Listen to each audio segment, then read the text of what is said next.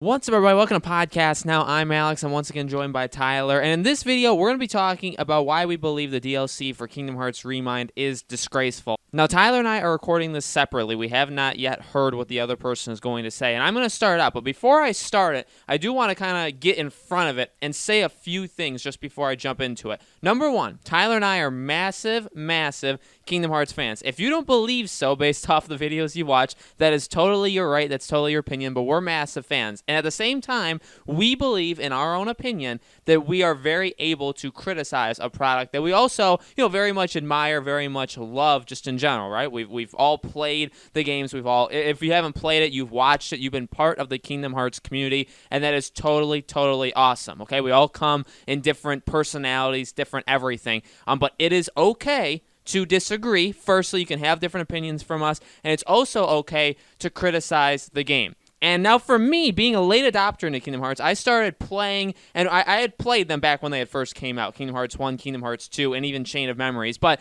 leading into Kingdom Hearts 3, I jumped in, I watched/played every single game in the franchise to get ready for 3, played ReMind, all done, right? Here's what I have to say about ReMind. It truly is. I mean, this was an idea that I came up with right after I had seen basically what this game had done, what ReMind had done. I told Tyler, we need to make a video talking about how this just isn't acceptable. Because truly, look, it's reused content. That at the end of the day, I'm not saying the entire thing is completely used and none of it's new, because there are obviously new things.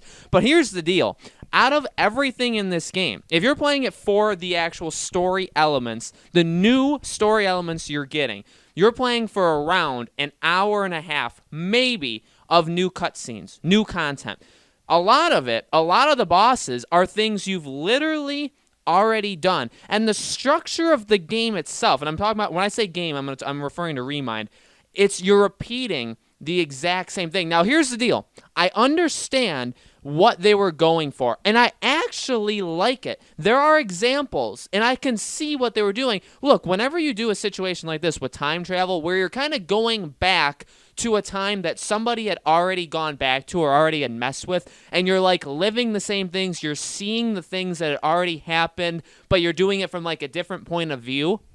That's not new, okay? That's not revolutionary. Now, how Kingdom Hearts did it, firstly, with the Kingdom Hearts flair, obviously it is new, it is very different. But here's what I really honestly hate about it, is they did it, in my opinion, they did it wrong. You're literally facing the same bosses. I'm not saying all of them, most of the time you're playing this game, you're doing literally what you had just done in Kingdom Hearts 3. Imagine with me that you had just played Kingdom Hearts 3, that you had just you bought this and ReMind. You bought 3 and ReMind because of ReMind coming out. And you have to beat 3, by the way, to even play ReMind, which I think is a terrible decision. But you had to do that. And then you jump into ReMind. So you had just played 30, 40 hours of Kingdom Hearts 3, and now you jump into ReMind and you play the last 3 hours again, with a couple extra scenes, with a couple different boss battles. Obviously, there's the 13 boss battles at the end to get to the secret ending.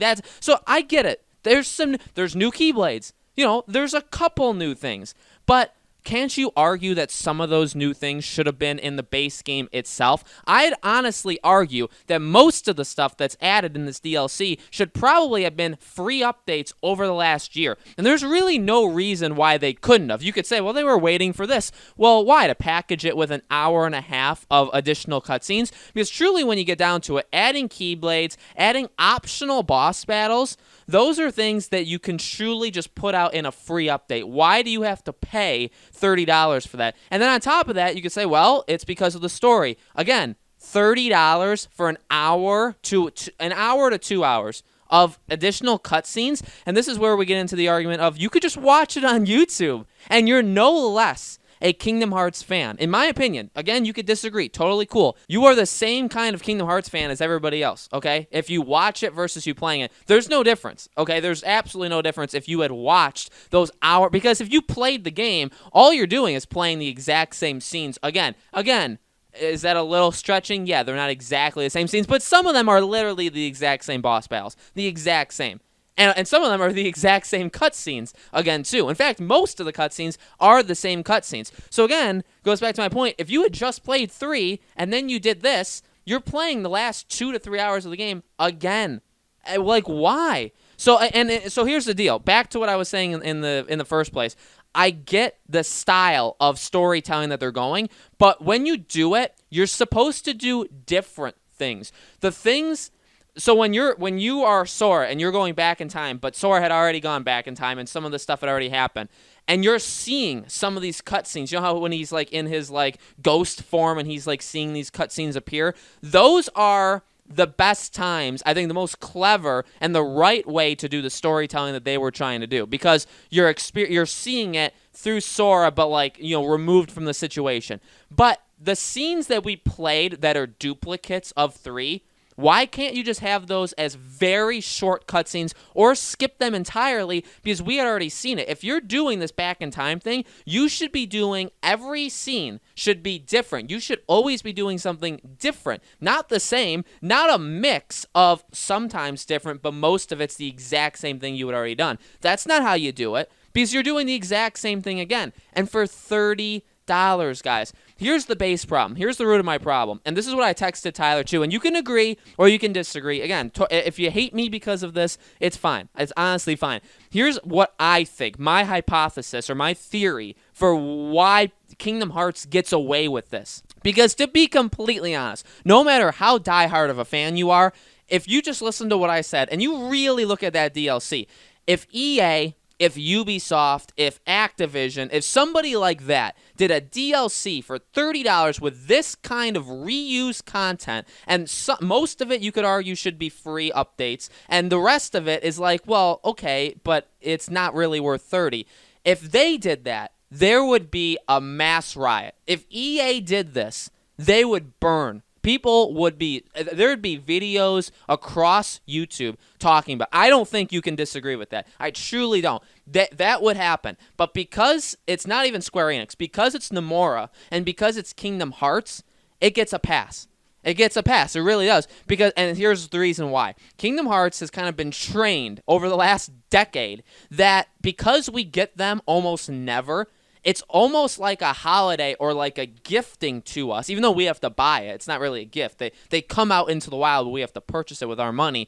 But it's like, here you go. Be thankful that you even get a Kingdom Hearts game. Kingdom Hearts 3, the main reason people bought that game is because it was Kingdom Hearts and it came back. And it was a numbered installment for the first time in over a decade. That's why. Most people don't care about the story. Most people don't understand the story, and that's fine. And I'm not saying, I'm not having an opinion on them one way or the other. But that's why a lot of people bought Kingdom Hearts 3 for that reason, okay? And for that, I feel like that's in our minds. That's like a program. I think inadvertently, I don't think they planned that, but inadvertently, it's a programming technique where it's like, be thankful you even get Kingdom Hearts stuff, because you know what? It's as rare as any pick another game that's more rare than Kingdom Hearts. And I'm sure you can find a couple, but Kingdom Hearts just has this aura around it that's like, it's so rare and it's so special in different reasons and different ways to different people. But like, be thankful you got this. And honestly, with ReMind, I think it's the same thing.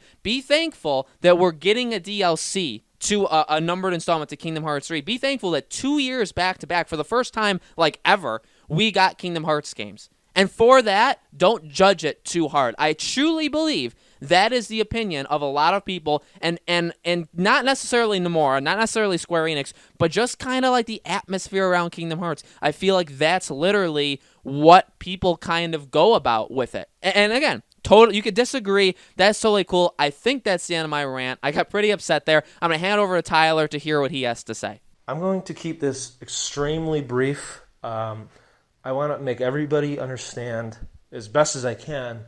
I really love Kingdom Hearts. I adore Kingdom Hearts. It means seriously so much to me. It's the reason that I am so upset with ReMind. The fact of the matter is, you look at The Witcher 3. That's one of the best games I've ever played, game-wise. Not story-wise, but game-wise. They come out with an expansion pack. $20 gives you an entire new map. Like, massive map. If you've played it, you know. And, new storyline, new everything, new armor sets, new everything. $20, $10 less than ReMind. What do we get from ReMind? We get add-on scenes that are the exact same scenes as before, just with slightly different perspectives and some additional scenes that really we don't even need. They don't really add anything. We get Sora redoing. We literally have to replay the last hour and a half of the base game. That is not an expansion. To replay what we've already played, that is not an expansion. To face the bosses that we've already fought, that is not adding on to the story. That's not adding any value. It just isn't. And on top of it, the fact that ReMind is not only that, it's photo mode, it's the data boss battles, it's being able to play as other characters, be able to change your own settings to make it more challenging. The fact is, though, that you pay the $30, half the price of the base game. And what do you get right away? You get to choose when you're in the Keyblade Graveyard, yes, you do get to choose what character you want to play as. But once you're done, it's done. Unless you have a backup save file, you don't get to play as them again. That is not right. But even worse, you have to play through the entire ReMind story first before you even get photo mode. Now, let's put that in perspective. For someone who buys the game today, not ReMind, Kingdom Hearts 3 for the very first time today, and then they buy ReMind, they cannot play ReMind. That $30, they cannot use, I should say, the content in ReMind until they beat Kingdom Hearts 3. So yeah, you bought photo mode, but you cannot access it until you beat Kingdom Hearts 3 and then play ReMind, which is replaying the last hour and a half of Kingdom Hearts 3 that you just beat, and then you can use photo mode. So for $90, you have to play through an entire game and then replay that last hour and a half, and then you can use photo mode. That is a disgrace. That is literally someone spitting in your face. I cannot even understand how that was okay.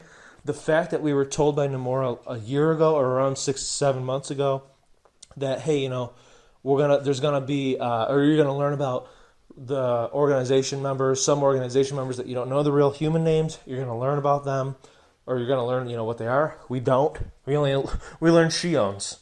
That's it, which is number I. That's her name, number I. Not LUXORD. We don't learn LUXORD's name. No, that's what everybody wanted is LUXORD's name. No, you don't learn his actual name. We're going to add mystery around him, which I'm totally fine with, by the way. But the fact that and that's the other thing. Why couldn't that be in the base game? But not even that part.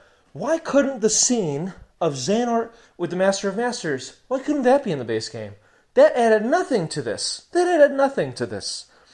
Why couldn't, even worse, the scene where Master Xehanort's explaining how he got all of his 13 vessels, the true organization 13, why did I have to wait 1 year and pay $30 to learn that Xion was in Vexen's backup file?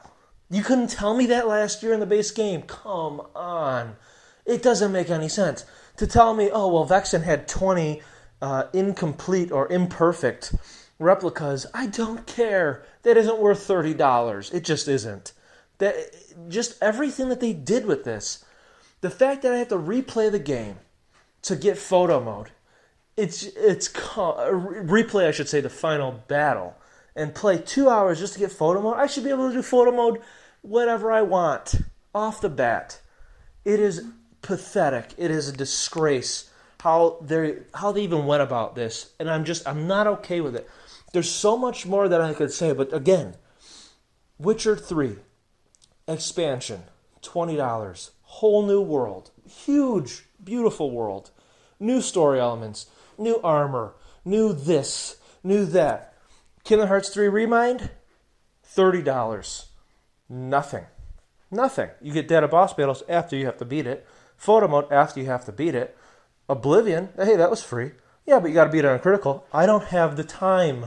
I'll never get Oblivion, literally ever. I'd be willing to pay $3 for that Keyblade. I'll never, but they're not going to do that. I'll never get Oblivion, ever. I'll get Oathkeeper. In fact, I'm going to unlock it probably tonight because I only had a couple pictures I had to take left. Oblivion, I'm never going to get it. Why couldn't you just give it to me? Why couldn't it just be in the base game? Some people just don't come back to a game a year later. There's just so many problems with this. It's beyond, I can't, it's pathetic. It's pathetic, and honestly, it's upsetting to me that they thought it was okay for me to pay $30 to pay for half another game to replay what we already played a year ago. That is not okay. So guys, let us know in the comments below, what do you think? Do you agree? Do you disagree? Again, totally cool. I expect this to get more dislikes than the other videos, but totally cool if you guys disagree with us. Let us know your thoughts in the comments below. Make sure to subscribe, hit the bell icon. We got more Kingdom Hearts stuff every single day, and we hope to see you guys there.